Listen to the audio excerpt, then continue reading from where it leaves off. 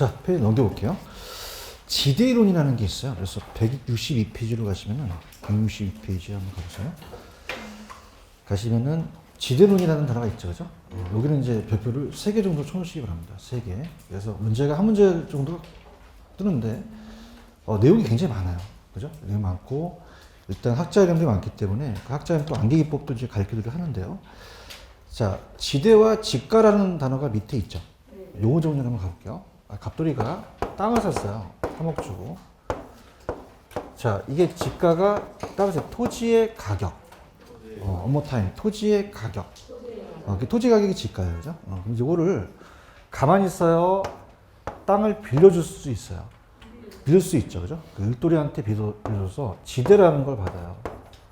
자, 이건 따라서 토지의 대가. 토지의 임대료.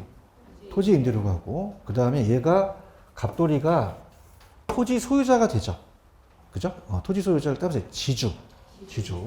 그래서, 좌측에 보시면 조그만 글씨가 하나 있을 거예요. 팁이라는 게 있죠. 지가라는 게 아까 뭐의 가격이었죠? 토지 가격. 지대는 토지의 대가지만 뭐였어요? 임대료였죠. 그 다음에 토지 소유자를 지주라고 얘기를 하죠. 그 다음에. 근데 이제 우리가 밑에 3번의 그 박스는 처음 하신 분들이 많아서 할인율이라는 건 제가 투자론 때 해서 해드리고요. 위에 보시면 지대지가라는 단어가 있나요? 자, 이렇게 볼게요. 제가 유량저량이라는 거 기억나시죠? 그래서 우리가 항상 임대료 수입은 100만 원 벌어요. 많이 벌어요? 적게 벌어요? 기간에 따라 틀려요. 유량이라는 개념을 써요. 그죠? 유량 개념 보고. 자, 가격은 어떻게 돼요? 지가라는 자체는 일정 기간이 아니라, 자, 어때요? 일정 기간입니까? 요거는 시점입니까? 가격은 시점이죠. 그죠? 그래서 요건 일정 시점을 얘기하기 때문에 요거는 유량이다, 저량이다? 저량. 그것만 가져가세요. 그죠? 지금 지대라는 단어가 있네. 지대는 그냥입니까? 토지의 임대료입니까? 그러면 100만 원 받아요? 많이 받아요? 적게 받아요? 기간에 따라 틀려요. 토지에 사용하는 대가라고 되어 있나요? 요거는 유량이고, 지가는 그냥이에요? 가격이에요. 자, 지금 어떻게 됩니까? 내 부동산, 갑돌이가 부동산 가격이 5억인데 1년 동안 가격이 5억이다 그래야 돼요? 현재 시점에서 5억이다 그래야 돼요? 그럼 지가라는 것은 현재 일정 시점이라는 게 중요하죠? 그래서 매 기간에 발생한 지대를 현재 가치로 환원하는데 이건 좀 어려우실 수도 있고 그냥 일정 시점에 매가 가격이다 이렇게 해서 보시면 돼요. 그럼 지대는 저량이다, 유량이다? 지가는 저량이죠. 그것만 좀 보시기 바랍니다. 아시겠죠? 그죠? 밑에 박스에 할인율 같은 거는 지금 처음 하신 분들이 있기 때문에 이건 이제 할인한다는 얘기를 또 들어야 되니까 그거만 가져가시고. 자, 그럼 이제 본격적으로 밑에 보시면 지대이론이라는 단어가 있나요? 여기서부터 이제 출제가 되는데 학자 이름들이 굉장히 많이 나와요. 그래서 일단은 넘기시면은 페이지 164페이지 가시면 심화학습이라는 단어가 있을 거예요. 찾으셨습니까? 그래서 우리가 어차피 이제 1, 2월 달에 강의도 또 들으셨고, 그러니까 이제 이렇게 갑니다. 우리가 11월 달, 12월 달하고 1, 2월 달 강의가 업그레이드해서 가는데요. 우리가 이제 11월 달, 12월 달 강의는 입문서로 들으셨죠? 근데 처음에 이제 들으신 분들은 이걸 좀 듣고 오시는 게 좀 괜찮습니다. 그죠? 그래서 우리가 좀 배웠다는 과정에서 차액 지대설이라는 단어가 있나요? 누가 얘기했어요? 리카도. 얘는 비옥도거든요. 그죠? 그럼 비옥도에 따라서 똑같겠어요? 다 지대가 다르겠어요? 다르고. 그 다음에 절대지설의 마르크스라는 학자가 있나요? 그러니까 마르크스는, 자, 얘는 이제 소유권을 강조해요. 무슨 권을 강조한다? 그럼 소유권으로 자본주의 사다 보니까 강제로 요구할 수 있잖아요. 그죠? 그래서 이렇게 해서 이제 이따가 말씀을 드리고, 입지교차지에서는 이제 투성비인데, 자, 여기서 차익지설에 보시면 고전합파라는 글씨가 있을 거예요. 절대지설의 마르크스는 무슨 합파라는 단어가 있어요? 신고전합파라는 단어가 있나요? 그럼 어떤 합파가 먼저 나왔을까요? 고전이죠. 자연적 특성이 먼저죠. 그래서 고전합파는 토지를 강조합니다. 뭘 강조했다? 토지. 토지는 처음부터 원시적인 존재이기 때문에 인공적인 자본과 노동가를 별개로 봐요. 그래서 따라서 구별한다. 구별해요. 근데 이따 말씀드리겠지만 신고전합파는 지대를 생산 요소 비용으로 보거든요. 따라서 생산비. 우리가 토지 자본은 한 생산 요소이기 때문에 구별한다, 구별하지 않는다. 않는다는 신고전합파라는 단어가 있죠. 이걸 조금 더 제가 구체적으로 좀 해설을 좀 천천히 한번 해볼게요. 무슨 아파와 무슨 아파가 있다. 고전 아파와 신고전 아파. 여기 빠진 게 좀 있는데요. 보충 좀 하겠습니다. 자, 우리 농경지예요. 자, 농경지에 대한 우리가 농경지에서 나가는데 농경지의 지대이론입니다. 지대이론인데, 그러니까 이렇게 보시면 돼요.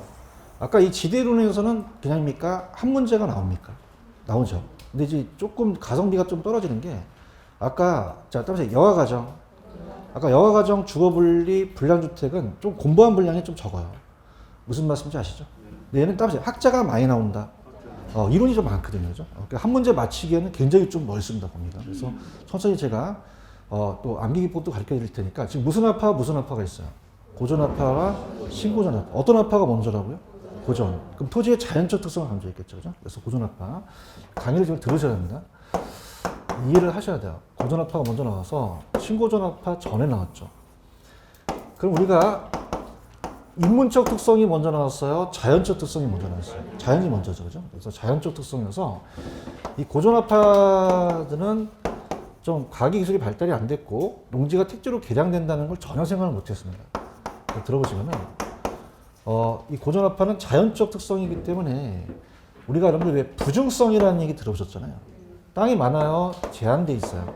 제한돼 있다 보니까 어떤 일이 발생되냐면 땅의 희소성이라는 게 강조돼요. 강조되고 그러면서 어떻게 됩니까? 우리가 이 공급이 제한되다 보니까 수요자들이 더 많이 늘어나잖아요. 그러면 이제 인구가 점점 늘어나게 돼요. 인구라는 것은 사람 인자에다가 입구자를 써서 먹는 인구가 늘어나는 거죠. 그래서 밀이라는 곡물을 찾습니다. 곡물 수요가 줄까요? 곡물 수요가 늘어날까요? 자꾸 곡물을 찾겠죠. 그럼 곡물 가격이 어떻게 될까요? 올라가 버려요. 곡물 가격이. 자, 곡물 가격이 올라가 버리다 보니까 어떻습니까? 자, 가만히 앉아서도 이 고전 아파는 아까 얘는 그냥입니까? 토지를 강조했습니까? 토지가 굉장히 중요하다 그랬죠.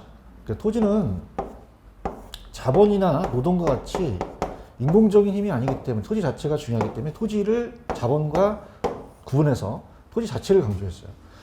자, 그러면은 자, 생산비를 빼고도 지주가 나머지 지대로 간다는 거죠. 자, 그래서 따라서 잉여, 다시 한번 잉여, 불로소득이라는 거예요. 그죠? 가만히 앉아서도 곡물 가격을 빼고 나머지를 지대로 가니까 그냥 받는다는 거죠. 그래서 얘 굉장히 중요합니다. 얘는 지대를 잉여로 봅니다. 뭐로 본다? 지금 박스에 그런 얘기는 없잖아요. 그죠? 잉여로 보고 불로소득이라는 얘기 들어보셨나요? 그래서 잉여로 봐서 불로소득으로 봤어요. 불로소득으로 봤고 불로소득이다. 근데 이문적 특성은 농지가 택지로 개량이 돼요. 그죠? 그러면 개량 비용이 안 들어가겠어요? 개량 비용이 들어가겠어요? 들어가죠. 그럼 택지에 개량 비용이 들어가게 되면 땅값이 낮겠어요? 땅값이 높아지겠어요? 그럼 건설회사가 택지를 취득해야 되죠. 얘기 좀 해보세요. 그럼 얘는 따라서 생산 요소, 비용을 갖다는 거죠. 그래서 얘는 하나의 토지와 자본을 구분하지 않고 토지도 생산 요소고 자본도 생산 요소니까 구별하지 않고 얘는 잉여로 봤다 생산 요소의 비용이다. 비용이에요. 그러니까 생산 요소라는 거 기억나시나요? 그러니까 생산 요소가 되다 보니까 거기에 대한 우리가 생산 비용이다. 그래서 비용으로 봤어요. 자, 그럼 다시 갈게요. 고전 아파는 비용으로 봤어요? 잉여로 봤어요? 신고전 아파는요? 비용으로 봤다는 거죠. 이해 가셨죠? 그죠? 그래서 지금 164페이지 피고 계시죠? 그럼 고전 아파는 그냥입니까? 생산비 일부가 아닙니까? 아니죠. 그럼 잉여로 보신 거고, 신고전 아파는 잉여로 봤어요? 하나의 토지를 생산 비용으로 봤어요? 비용으로 들어가니까 토지와 자본을 구별할 필요가 없다는 얘기예요. 여기까지 가시겠습니까? 무슨 얘기인지 아시겠어요? 그래서 다시 할게. 고전 아파는 비용으로 봤나요? 잉여로 봤나요? 그럼 생산비로 토지를 일부러 보지 않았죠? 얘기 좀 해보세요. 그러면 가격이 높아서 지대가 높다는 단어 차익짓을 찾았습니까? 그래서 우리가 가격이 높기 때문에 그냥 지대가 앉아서 받는 잉여고, 근데 신고전 아파는 잉여로 봤나요? 생산비로 봤나요? 그럼 토지도 하나의 생산비로 들어간다고 가정했죠? 그렇죠? 그러면 농지가 택지로 바뀌게 되면 땅값이 안 높아요? 땅값이 높아져요. 그러면 건설회사가 분양가도 올리겠죠? 그럼 지대가 높아서 건물 가격이 높다는 거죠. 여기까지 가시겠습니까? 다시요. 자, 리카도가 고전압파예요. 고전압파는 그럽니까? 지대를 잉여로 받습니까? 생산비의 일부다, 일부는 아니다. 아니기 때문에 토지 자체를 중요시하기 때문에 토지와 자본은 구분돼야 되고, 신고전압파는 잉여로 봤어요? 생산 비용으로 봤어요? 그러면 이 지대가 토지가 생산 요소로 들어가죠? 그러면 가격에 포함이 된다는 얘기예요. 이해하셨습니까? 그럼 생산 요소다 보니까 토지와 자본을 구분할 필요가 없다는 얘기죠. 여기까지 가셨죠? 그럼 여기까지가 아웃라인이고 넘겨보세요. 자, 그럼 이제 본격적으로 162페이지 가시면 리카도의 차액지설이라는 단어가 있나요? 고전압파라고 적으세요. 얘는 무슨 압파다? 고전압파. 그러면 비용으로 받나요? 지대를 잉여로 받나요? 가만히 앉아서 받은 거죠. 그래서 이렇게 받았기 때문에 들어갑니다. 그래서 이 고전압파의 차액지설이 있고요. 그 다음에 절대지설이 있는데, 리카도는 그러니까 내가 무슨 압파라 그랬죠? 고전압파. 그래서 얘를 먼저 설명한 다음에 요약을 좀 할게요. 자, 얘는 이제 비옥도를 강조했어요. 무슨 도를 강조했다? 비옥도. 비옥도에 따라서 지대가 달라진다는 거죠. 자, 그러면은 차액지설입니다. 차액지대설.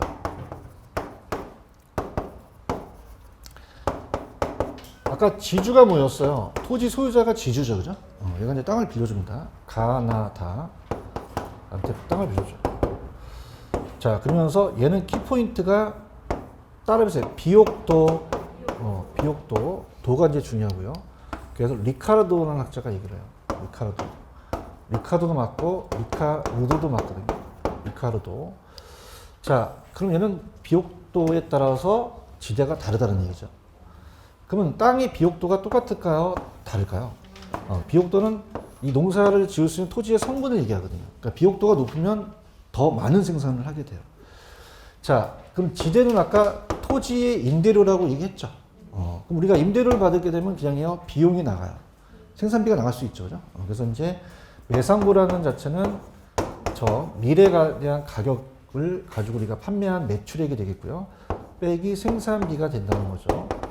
자, 그러면 뭐에 따라서 지대가 다를까요? 비옥도예요. 그럼 우리가 아주 좋은 거를 상급지라고 하고, 그 다음에 중급지가 있고 하급지가 있어요. 제가 수영업에서 우등재가 좋아요? 열등재가 좋아요? 우등재가 좋았죠, 그죠? 그래서 우등지가 좋은 거고, 열등지는 우리가 지대가 잘 생산이 안 되는 최열등지는 지대가 낮은 걸 얘기해요. 최열등지. 자, 그러면 우리가 만약에 생산비가 그냥 원 뺄게요. 100원이라고 볼게요. 100원. 그럼 생산비가 일정하다면 비옥도에 따라서 매출액이 똑같을까요? 다를까요? 다르죠. 수학의 얘기죠. 그래서 여기가 제일 많이 올려요. 500원. 자, 얘는 이제 300원. 자, 100원이라고 볼게요. 그러면 요걸 뺀 게 지대라는 얘기죠. 400원이고 얘가 200원이고, 자, 여기서 여기 빼면 제로죠. 그래서 이거 우리가 최열등지를 지대가 낮은 것을 따라서 한계지라고 해요. 그럼 한계지는 지대가 발생합니까? 제로입니까? 제로. 그럼 제로라는 것은 지대가 발생한다, 안 한다? 안 한다는 거예요. 이해하셨습니까? 그래서 가장 중요한 게 이거예요. 자, 얘는 어떤 게 가장 중요하죠? 그럼 비옥도 나오면 누구 찍으셔야 돼요? 똑같으니까. 아시겠습니까? 그래서 오지선다에서 도 들어가는 애 찾으시면 돼요. 비옥도 나오면 누구 찍으라고요? 그래서 30도 찍으시면 안 돼요. 자, 그럼 이거는 그냥입니까? 비옥도에 차이가 생깁니까? 따라서 차액. 그럼 차액이 다 똑같아요? 차액이 다 달라요? 다르다는 거죠. 이해하셨습니까? 그러면 비옥도 나오면 누구 찍고요? 자, 절대입니까? 차액입니까? 그러면 비옥도에 따라서 다 차액이 같다, 차액이 다르다. 그럼 비옥도의 차이에 따라서 지대가 발생한다는 거죠. 아시겠습니까? 그래서 얘는 아까도 얘기했지만 얘는 무슨 압파요? 고전압파. 지대를 비용을 봤어요? 잉여를 봤어요? 잉여 봤죠. 그래서 고물 가격이 높다는 건 비옥도가 높으면 지대가 높죠. 그래서 그냥 생산비를 빼고 남은 잉여로서 그냥 불로소득을 가져간다는 얘기예요. 그럼 우리가 한계지는 아까 지대가 제로라고 얘기했나요? 그러면 그건 지대가 나와요? 안 나와요? 그러면 수학이 계속 체증합니까? 체감할 수도 있습니까? 체감할 수도 있죠. 그래서 우리가 자 아까 비옥도 나오면 마르크스 찍으셔야 돼요. 리카르도 찍으셔야 돼요. 리카르도. 그럼 이건 절대예요? 차익이에요? 차익. 그런가요? 그럼 한계지는 지대가 제로였죠. 그럼 한계지에는 지대가 발생한다, 발생하지 않는다. 발생하지 않는다고 보셔야 되죠. 여기까지 가시겠습니까? 그 다음에 아까 한계지는 지대가 제로라는 것은 수학이 체증만 할까요? 체감도 할 수 있을까요? 체감 법칙이죠. 그래서 자 제가 동그라미만 치는 거 동그라미 치보세요. 밑줄 치고 자 지금 162페이지 의에 기억에 리카도 있나요? 자 비옥도라는 걸 찾아보세요. 비옥도 찾았어요? 그럼 비옥도 나오면 누구 찍으셔야 돼요? 리카도. 그럼 니은에 보시면은 자 토지의 비옥도 동그라미 치시고 그 다음에 자 파란 색깔 수학 체감의 법칙이라는 단어가 있죠. 왜? 아까 한계지에는 그냥입니까? 지대가 발생하지 않았습니까? 그럼 수학이 체감할 수도 있다는 얘기예요. 그래서 밑에 가시면 지대 발생의 조건 한번 다 읽어볼게요. 비옥한 토지 공급이 제한돼 있고 수학 체감 법칙이고 자 디귿에 보시면 토지의 비옥도와 위치에 따라서 생산성이 차이가 발생할 수 있죠. 그런가요? 그래서 이 차익이라는 거는 비옥도가 똑같아요? 달라요? 그럼 거기에 대한 차이에 대한 차익이 생길 수 있다는 거고요. 자, 그 다음에 제가 하라는 것만 한 개로 가볼게요. 토지의 위치 문제를 좀 경시했습니다. 이게 이제 수송비를 얘기하는데 이따가 얘기하고 비옥도의 차이만 중점을 뒀고요. 니은번의 별표. 자, 즉 체열등지 한계지에 대한 지대 발생을 설명했다, 설명하지 못했다. 그럼 한계지에는 지대가 발생한다, 안 한다? 안 한다는 거죠. 여기까지 가시겠습니까? 그 다음에 넘기시면은 마르크스가 기다리고 있어요. 넘기시면 마르크스 찾으셨어요? 마르크스는 자본주의가 돼요. 그럼 자본주의가 되다 보니까 그냥입니까? 토지의 사유화가 발생합니까? 그럼 개인 사유재산을 인정할 수도 있죠. 그래서 이건 어떤 게 키포인트냐면 자 보세요. 아까 리카도는 그냥입니까? 비옥도가 키였습니까? 근데 얘는 소유권이에요. 무슨 권이다? 소유권이 나오면 무조건 마르크스예요. 자, 그러면 자본주의 시다 보니까 토지에 사유화가 안 생겨요? 사유화가 생겨요. 그럼 소유권을 주죠. 그러면 소유권이 있으면은 그냥요 강제적으로 요구해요. 자, 따라서 강제로 요구한다. 자, 따라서 강제, 절대, 절대 다 달라는 얘기죠. 아시겠습니까? 그러면 소유권과 요구가 나오면 니카도예요. 이건 마르크스예요. 마르크스죠. 그러면 그냥요 다 강제적으로 걷어요. 걷죠. 대화를 합시다. 그럼 그냥이야 다 내라 그래. 그럼 한계지에도 지대를 발생시킬 수 있다는 거죠. 그런가요? 그럼 한계지에도 지대가 발생 안 한다? 발생한다. 발생한다는 얘기예요. 이해하셨죠? 그럼 자 갈게요. 다시 갑니다. 자 지금 여러분들이 봐보세요. 따라서 차액지대설, 절대지대설 이걸 나누셔야겠죠? 그럼 비옥도 나오면 이거는 누구 찍고? 리카도. 절대야 차익이야. 비옥도 차익이고요. 소유권 요구한다 나오면 누구 찍고? 마르크스 찍으셔야 돼요. 그런가요? 다시 할게요. 소유권 나오면 누구 찍어? 마르크스. 그냥이야 요구해. 강제적으로 요구하니까 절대지설이 되겠죠. 아시겠죠? 그래서 갑자기 생각난 야매인데 옛날에 그 영화 배우 중에서 자 따라서 소피 마르소. 그럼 소유권 나오면 누구 찍어? 소피 마르소 찍는 게 아니라 마르크스죠. 그럼 차익이에요? 이건 절대예요. 절대적으로 요구한다는 거죠. 이해하셨어? 자, 그래서 지금 마르크스를 보고 있나요? 자, 천천히 갈게. 그냥이야 자본주의가 생겼어. 토지 사유화가 발생됐죠. 얘기 좀 해봐요. 그럼 그냥이야 소유권을 요구해. 그런 거 찾아야겠네? 그지? 그럼 즉 아무리 체열등지라도 토지의 소유자가 존재한다는 단어가 있나? 소유라는 단어 있어요? 그러면 소유권 나오면 이건 그냥이야 이건 마르크스야. 그러면 그냥이야 강제적으로 걷어. 그 열등지의 무상을 빌려주지 않겠죠? 그럼 지대가 발생한다. 그 절대지대로 간다는 얘기죠. 여기 가시겠습니까? 그래서 학자름이 굉장히 많기 때문에 굉장히 어려워요. 그죠? 그래서 이제 이렇게 한번 유도해 볼게요. 따라서 차액. 절대. 이걸 찍어야 되잖아. 얘기해봐요. 그럼 비옥도 나오면 그냥이야 리카도야. 그냥이야 비옥도야. 그럼 비옥도는 절대가 아니지. 차익이지. 대화를 합시다. 그렇지? 그럼 비옥도 나오면 리카도는 절대다 차익이다. 그러면 차익에 따라서 지대가 똑같겠어요? 다 다르겠어요? 그럼 한계지라는 게 있겠죠? 한계지는 지대 발생하지 않고요. 마르크스는 자본주의의 사유화가 생겼죠. 그냥입니까? 소유권이 나옵니까? 그냥요 요구예요. 그럼 차익이에요? 강제적으로 절대예요. 이렇게 잡으시라는 거죠. 아시겠습니까? 문제를 풀어보는 게 좋아요. 그래서 문제를 풀어보세요. 지금 어디 가냐면 문제가 지금 몇 번이냐면 7번 문제를 한번 풀어보세요. 7번 문제. 문제를 봐야 이 효과가 있습니다. 7번 있어요? 7번? 맞나 틀렸나 보세요.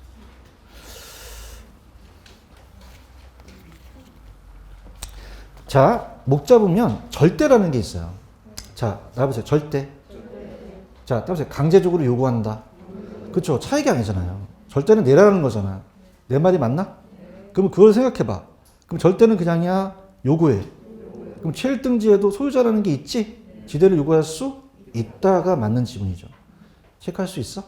체크할 수 있고. 그 다음에 자, 우리가 지금 이제 넘기시면은 163페이지로 가보세요. 가시면은 거기에 티넨이라는 학자가 있나요? 여기도 고전합파라고 한번 적어보세요. 무슨 합파?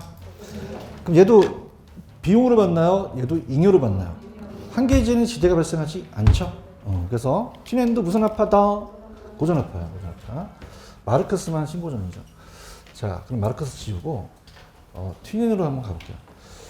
자, 티넨은 아까 리카도는 비옥도잖아요. 비옥도에다가 이 수송비를 강조합니다. 무슨 비를 강조한다? 얘는 수송비가 튀어나와야 돼요. 수송비.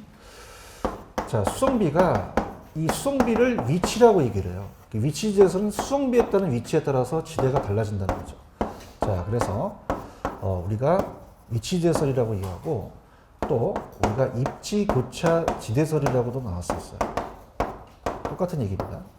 그래서 이 튀넨이라는 학자는 농업입지론을 전개해요. 농업입지론. 그래서 직접 들어가서 고립국이라는 논문을 쓰거든요. 자, 우리가 인문과정에서 자, 따라보세요. 집약농업, 조박농업 이런 게 있어요. 자, 집약적이라는 거 기억나시죠? 자, 우리가 도심은요, 땅값이 낮아요, 땅값이 높아요. 그러면 토지, 노동, 자본에다가 토지는 줄이고 노동과 자본을 많이 투입시켜요. 따라서 집약적. 이게 집약적이거든요. 그럼 얘가 있을 때는 우리가 이제 이 집약적인 곳이 중심지예요. 그죠? 그럼 그러니까 위치가 좋습니까? 땅값이 비싸겠죠.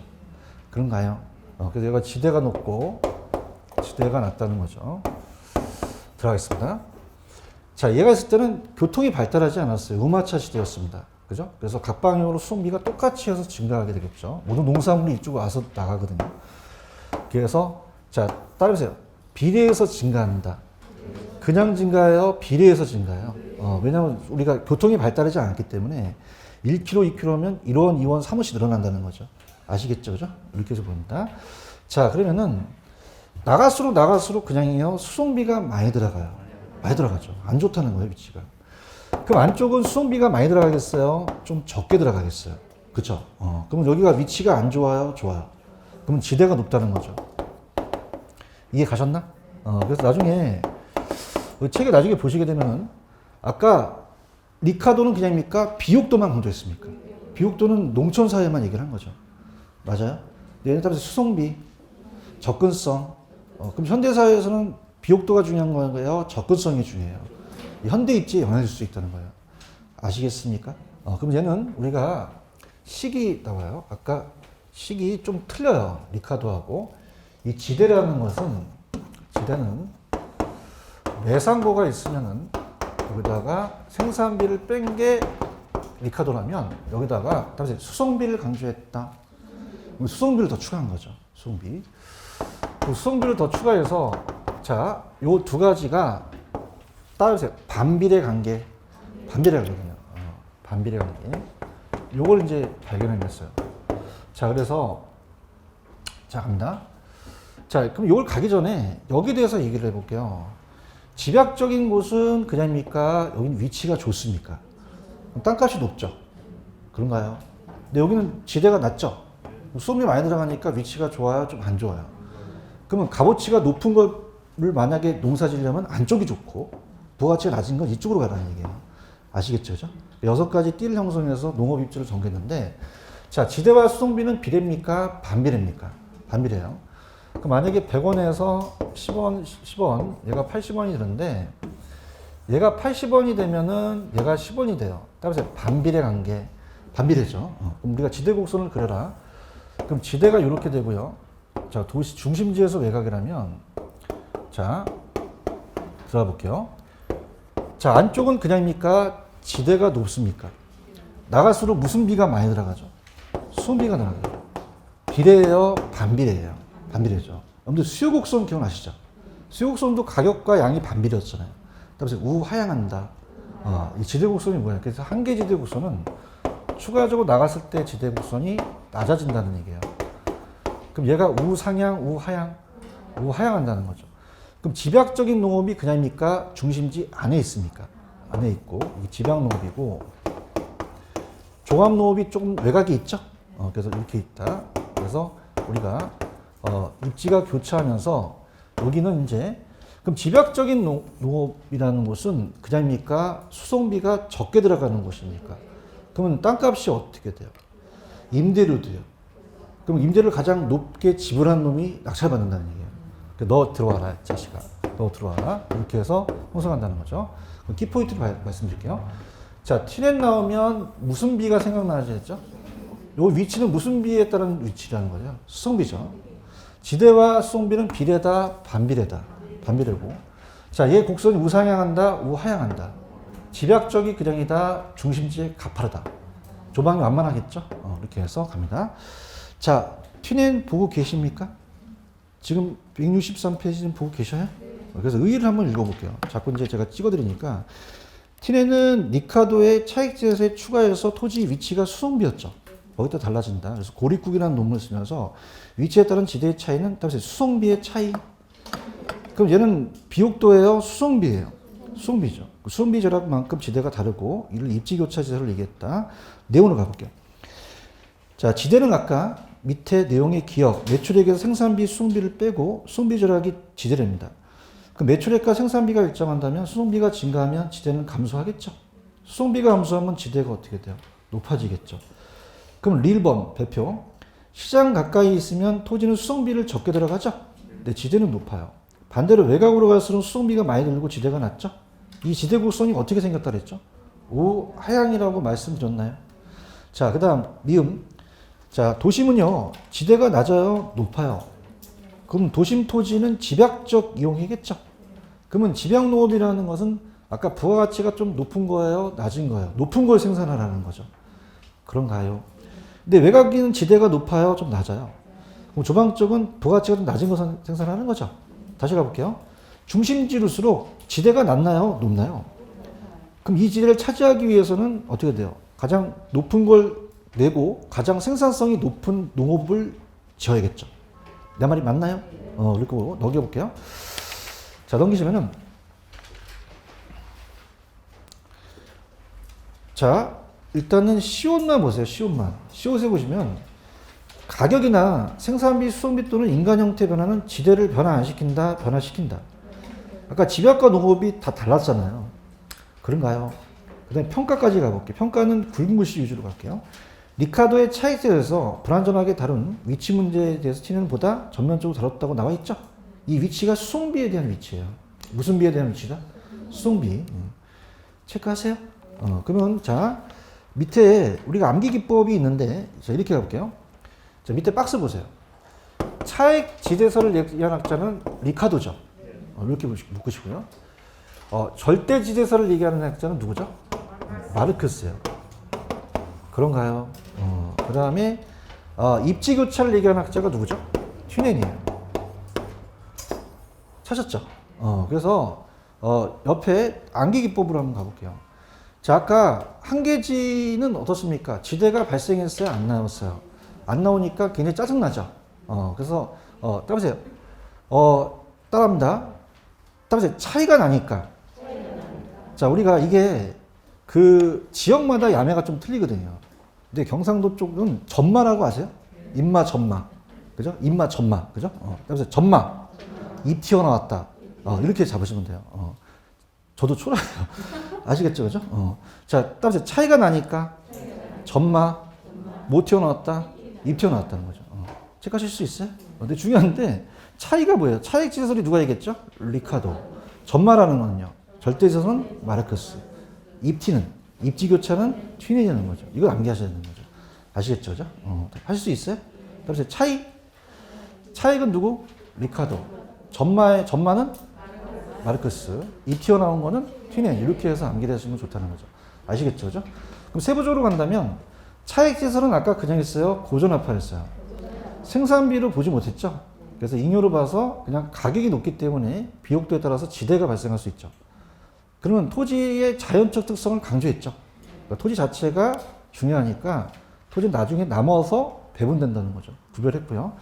자, 이 절대지대설은 고전화파요, 신고전화파요. 칠판을 보세요. 지웠네. 얘는 잉여입니까? 비용입니까? 그럼 농지가 택지로 바뀔 때 생산 요소 비용이 들어가죠? 그러면 지대가 높으니까 가격이 높겠죠. 얘기 좀 해보세요. 그럼 가격에 지대가 안 들어가 있어요? 들어가 있어요. 들어가 있으니까 하나의 생산 요소에 생산비를 일부러 들어갔다는 게 시험에 나와요. 아시겠습니까?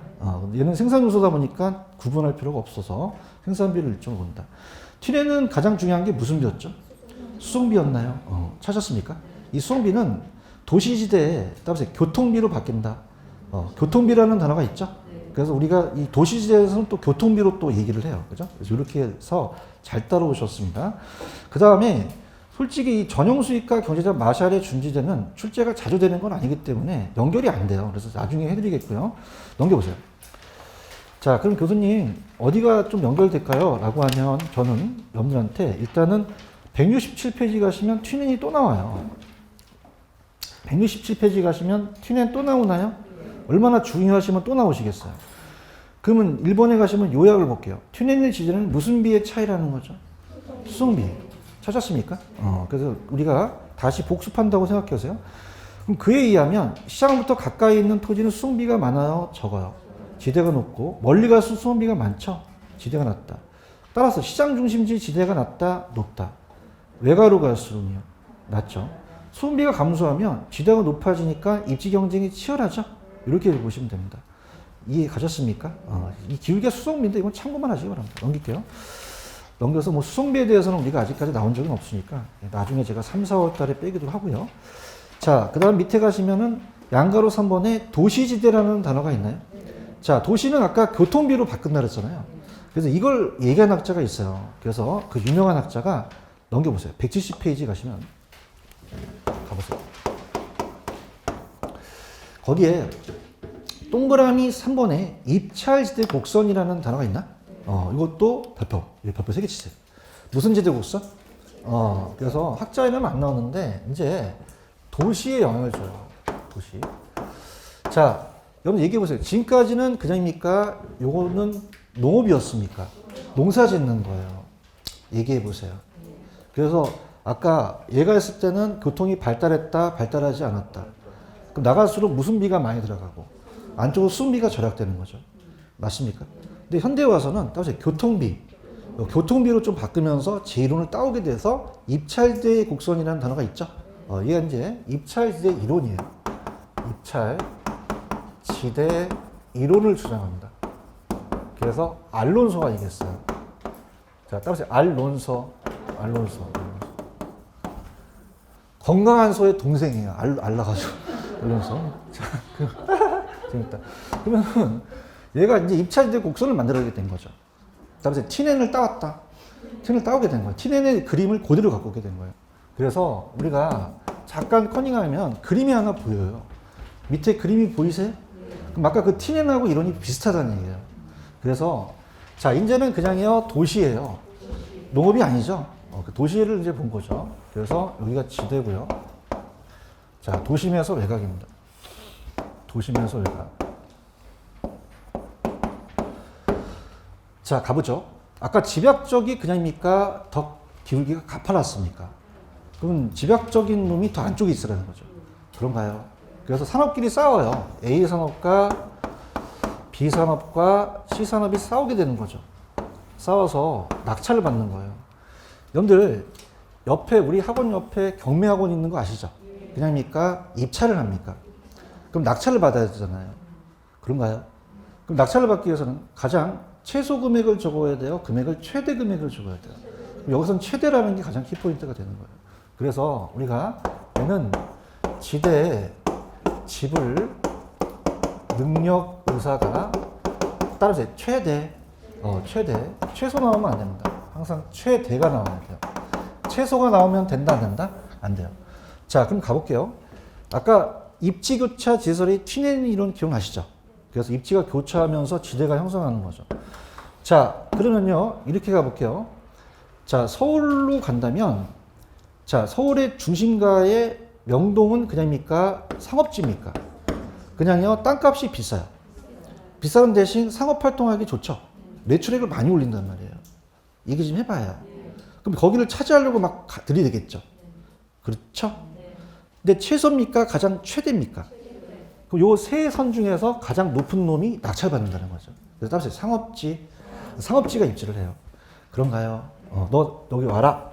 그 다음 여기서는 얘가 이제 입지해서 얘가 주거지가 되겠고요. 얘는 공업지가 되는 거예요. 자, 그래서 이렇게 연결한 것을 자, 따라서 입찰지대 곡선이라고 그래요. 입찰지대 곡선.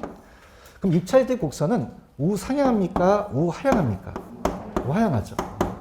지금 보고 계셔요?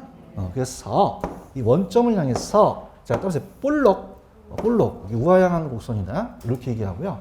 그 다음에 자, 우리가 시험 문제 나왔던 게 봐봐요. 자, 아까 정상이온과 초과이온이라는 단어 기억나시죠? 그럼 누구나 얻을 수 있는 이온이 무슨 이온이었어요? 더 받는 것은요. 그럼 여기는 땅값이 낮겠어요? 땅값이 높겠어요? 상업지는요. 그죠? 높으면 임대료도요. 그럼 내가 그걸 최대 지불해야겠죠. 그럼 내가 초과이온을 포기해버려요. 따라서 초과이온이 제로. 무슨 이온이 제로? 초과이온. 초과이온은 안 생긴 상황에서 내가 거기를 들이대겠다는 거죠. 정상이온은 없고요. 아시겠죠? 그죠? 이렇게 갑니다. 자, 그럼 가볼게요. 지금 입찰지대 곡선 보고 계셔요? 그러면요. 밑에 니은번 갈게요. 별표. 입찰지란 단위 면적의 토지에 대해서 토지용자가 지불하고자 하는 무슨 금액? 최소 금액 나오면 돼요? 안 돼요? 안 되죠. 무슨 이윤이 제로? 그 지대를 말한다. 이 정의가 시험제 나와요. 그죠? 지금 보셨나요? 그래서 다시 갈게. 최소, 최대로 무슨 이윤이 제로? 그럼 요것들을 선택한 게 입찰지대 곡선이 된다는 거죠. 이해가셨습니까? 지대를 말한다. 그러면 각 산업의 입찰지대를 연결한 곡선을 입찰지대 곡선이라고 나와 있나요? 그럼 도심지에 가까이 오면 그냥입니까? 상업용입니까? 그 다음에 주거용이 있고 공업용이 할당되겠죠? 이해가셨어요? 그래서 리을에 보시면 입찰지대 곡선의 기울기라는 토지 사용에 대한 한계 수송비라는 단어가 있죠? 오른쪽에 박스를 한번 보세요. 박스를 보시면은 입찰지대 곡선의 기울기라는 단어가 있나요? 갑니다. 자, 이게 기울기가 나왔었어요. 그럼 입찰지대 곡선의 기울기는 자, 갑니다. 자, 위에 올라간 게 한 개 뭐라고 되어 있냐면 수송비라고 되어 있죠. 찾았습니까? 근데 제가 좀 고쳐볼게요. 이거는 수송비가 아니라 교통비로 좀 바꿔주는 게 좋아요. 자, 지금 따라보세요. 도심. 자, 아까 자, 튀내는 그냥입니까? 수송비였습니까? 근데 도시는 교통비로 좀 바뀌었잖아요.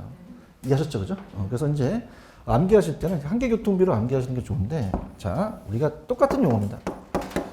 교통비로 고쳐놓으셨어요?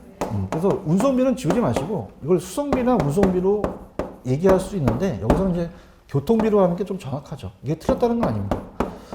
자, 그 다음에 밑에는 토지에 뭐라고 되어 있어요? 사용량이라고 되어 있나요? 자, 요거. 그래서 우리가 토지의 사용량이 나온 적도 있었고, 이용량이 나온 적도 있었어요. 그래서 이용량. 똑같은 얘기예요. 따라서 사용량, 이용량, 똑같죠. 그죠? 그래서 암기 기법이 아까 제가 수송비도 맞겠지만 교통비로 하는 게 좀 낫다 그랬죠? 그래서 자, 이렇게 해보세요. 따라서 교사. 이렇게 해보세요. 어떻게? 따라서 교사. 그럼 사용량이 올라가요? 한 개 교통비가 올라가요. 교통비를 사용량을 나눴겠죠. 지금 보고 계시죠? 이렇게. 그래서 그것만 좀 체크하시면 됩니다. 다음 이제 교사. 자, 그러면 사용량이 올라갑니까? 교통비가 올라갑니까? 교통비가 수송비와 운송비랑 똑같은 얘기죠. 그래서 토지의 사용량 이용을 나눈다. 그렇게만 체크하세요. 세부적으로 우리가 시험에 안 나옵니다. 그러면은 여러분들이 168페이지 그 내용이 보여요. 자, 168 갑니다. 가시면 도시지대라는 단어가 있나요? 자, 그래서 밑에 박스 보시면은 이제 수송비가 무슨 비로 싹 바뀌었어요. 교통비로 바뀌었죠. 지금 보고 계셔요? 그래서 요것만 바꾸는 의미가 돼요. 그래서 그것만 바뀌었고, 그래서 거기는 이제 읽어보시게 되면, 자, 따라서 밑에 도시지대 함수도 TNN의 지대와 같이 생산물 가격과 생산비가 일정한다면 무슨 비의 차이에 따라서 도시지대가 바뀌어져요. 이제 수송비가 뭐로 바뀌었기 때문에 교통비로 바뀐 거죠. 대답 좀 해봐요. 아까 똑같은 거예요. 아시겠습니까? 그럼 얘도 동그라미 4번, 얘도 두 번째 줄 우상향합니까? 얘가 우하향합니까? 우하향하는 것도 똑같죠. 다 똑같아요? 똑같습니다. 근데 중요한 거는 오른쪽 양가로 2번이 한번 시험에 나왔었어요. 양가로 2번에 가시면 요것만 하고 좀 속다 갈 텐데, 생산 요소의 대체성과 지대라는 단어가 있나요? 별표 한번 쳐보세요. 이게 이제 조금 여러분들 어렵게 갑니다. 자, 요게 아까 요 알론소에 대한 지대 이론에 영향을 줘서 그런 생산 요소의 대체성과 도시지라는 게 탄생이 되는데, 이걸 천천히 한번 가볼게요. 갑니다. 지금 양가로 2번 찾으셨어? 별표를 하나만 쳐놓으세요. 하나만. 자주 출제되는 건 아닌데, 생산 요소의 대체성과 도시지대인데요. 처음 한 분들이 있어서 거기 보시면은 박스에 하나 내용이 나와 있죠. 찾았습니까? 토지이용 집약도는 원래 토지에 대한 노동과 자본의 투입량이에요. 근데 여기서는 이제 노동은 생략됐고 자본만 한번 볼게요. 그래서 강의를 듣고 제가 책을 체크하겠습니다. 자, 어떻습니까? 여러분들, 분수는요, 항상 위에가 분자고 밑에가 분모죠. 자, 따라서 분모에 대한 분자. 자, 그럼 여기가 뭐뭐 대안이 들어가야 돼요. 그죠? 그러면 정확하게 뭐에 대한 뭡니까? 토지에 대한 자본으로 판단하셔야 돼요. 자, 그러면 얘를 우리가 어떻게 하냐? 토지에 대한 자본의 결합 비율이라고도 하고요. 아니면 대체 비율, 대체성이라고도 하는데, 자, 일단 내용을 한번 가볼게요. 자, 아까 지대곡선이 이 알론소가 우상향합니까? 우하향합니까? 우하향한다는 거 기억나시죠? 그래서 얘도 이제 우하향한다는 걸 이제 얘기하면서 설명하는 거죠. 그럼 지대가 있고요. 도심에서 외곽이라면, 자, 이렇게 해볼게요. 자, 만약에 노동이라는 것을 일정하다 가정했을 때 이 두 가지가 대체 관계가 있다는 건 무슨 얘기냐? 자, 들어봅니다. 자, 건설회사가 갑돌이가 여기다가 100억을 투입해서 건물을 지으려고 그래요. 땅이 많아요? 땅이 한정돼 있어요? 한정돼 있죠. 얘기 좀 해보세요. 그럼 100억 안에서 늘렸다 줄였다 해야 되거든요. 그러면 안쪽은 그냥입니까? 땅값이 비쌉니까? 그럼 토지를 늘려야 돼요? 토지는 줄여야 돼요. 줄이고 자본을 늘려야 된다는 거죠. 언더스탠드? 이해하셨어? 그럼 안쪽은, 자, 따라서 자본을 늘린다. 자본을 늘리고, 나가면 나갈수록 그냥입니까? 땅값이 쌉니까? 싼 걸 많이 사용하는 게 낫죠. 그럼 토지를 많이 사용하고 자본을 줄이라는 얘기예요. 이해해야 되는데. 그럼 나갈수록 자본을 늘려, 토지를 늘려. 토지를 늘리는 거죠. 그렇죠. 자, 그러면은 우상향했어? 아까 우하향했어? 정말? 그러면 자, 갈게요. 안쪽은 그냥이야. 땅값이 비싸. 토지를 늘려, 토지는 줄이고 자본을 늘리겠죠. 이해하셨습니까? 그러면 우리가 배웠던 조방적이에요? 집약적이에요? 자, 그러면 자본을 막 투입시키죠. 그럼 전물이 저치가 된다? 고치가 된다? 고치가 돼서 올라간다는 얘기죠. 오케이? 근데 나가면 그냥입니까? 땅값이 쌉니까? 싼 걸 많이 사용했죠. 그럼 토지를 많이 사용하고 자본을 투입시키고 조금밖에 안 된다는 거예요. 그럼 자본을 조금 하고 토지를 늘리니까, 자, 따라서 조방적, 고층화, 저층화 된다는 거죠. 아시겠죠? 그럼 아직까지 느낌이 안 왔는데 들어갈게요. 자, 안쪽은 그러면 조방이에요? 얘도 집약이에요? 나갈수록 조방적인 산업이 입자라는 얘기예요. 맞나요? 자, 그래서 자, 그러면 안쪽은 3차, 2차, 1차가 있으면은 산업에 따라서 틀리다는 건데, 봐봐봐. 안쪽은 그냥이야 땅값이 비싸. 얘기해봐. 비싸? 알았어. 반말하지 마시고. 자, 토지를 늘려야 돼? 토지는 줄여야 돼요? 자본을 늘리죠? 결합비율이 작겠어요? 이 결합비율이 크겠어요? 크다는 거죠. 아, 분위기 안 좋다. 다시 할게. 도심은 토지가 비싸다는 얘기 잘하더니만. 그죠? 그럼 토지를 늘려야 돼? 토지는 줄여야 돼? 뭘 늘려야 돼? 그럼 윗대가리가 높아지네. 그럼 얘 대체성이 작아진다? 커진다?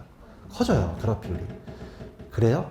그럼 커지니까 조방적, 집약적. 건물을 저층화, 고층화. 금융업이라는 게 생기는 거예요. 그래요? 근데 외곽은 그냥요, 땅값이 싸. 그럼 토지를 많이 사용할 수 있죠. 그럼 자본을 많이 사용해야 돼? 적게 사용해야 돼? 그럼 집약적, 조방적. 건물을 올리면 안 되겠죠? 그래서 따라서 목장업이 생긴다는 거죠. 그런가요?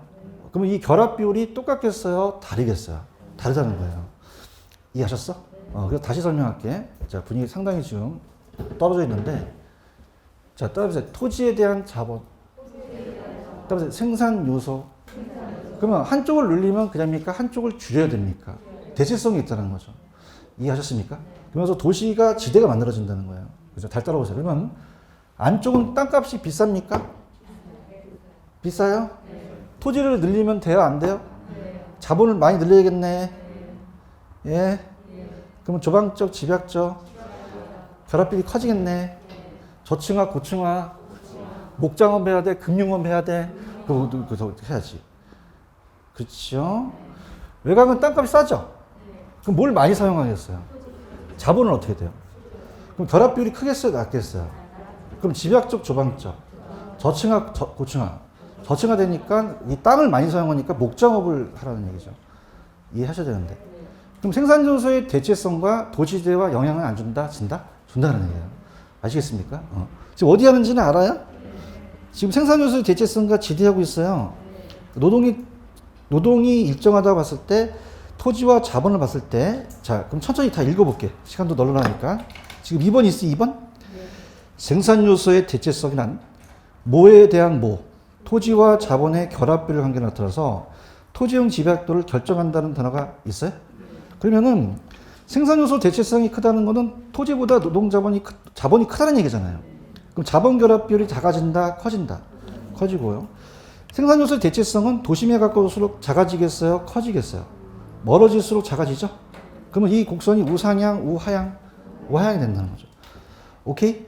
그럼 지대와 거리 함수 관계는 반비례가 되고, 따라서 도심 내부의 집가가 높기 때문에 자본의 투입량이 커지기 때문에 조방적, 집약적. 외곽으로 갈수록 집가가 낮기 때문에 집약적, 조방적.